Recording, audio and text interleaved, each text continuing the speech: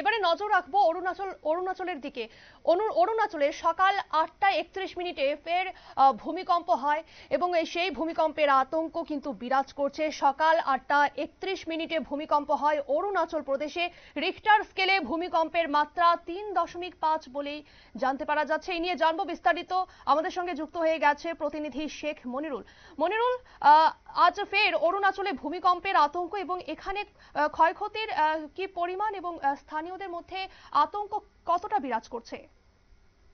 দেখো, অরুণাচল প্রদেশে আজকে ঠিক তোমার হচ্ছে সকালবেলা, তুমি যেমনটা বলছিলে, সকালবেলায় যখন সবেমাত্র মানুষের ঘুম ভেঙেছে তখনই কিন্তু ভূমিকম্প হয়। যেহেতু পাহাড়ে ঘেরা অরুণাচল প্রদেশ, তাই সকাল সাত সকালেই ভূমিকম্পের একটা আতঙ্ক আজকে অরুণাচল প্রদেশে তৈরি হয়েছে।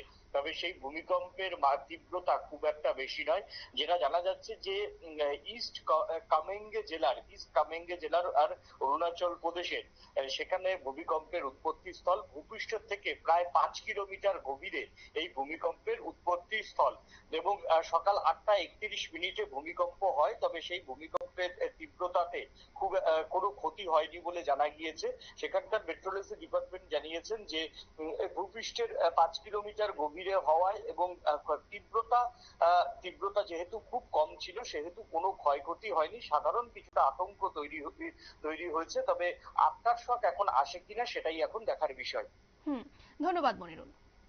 আপনারা শুনলেন, ভূমিকম্পের তীব্রতা যেহেতু কম ছিল তাই ক্ষয়ক্ষতির কোনো খবর পাওয়া যায়নি এবং এই নিয়ে কিন্তু ভূমিকম্পের ফলে স্থানীয়দের মধ্যে আতঙ্ক বিরাজ করছে। নিয়ে নিচ্ছে ছোট্ট একটি বিজ্ঞাপন বিরতির সঙ্গে থাকুন।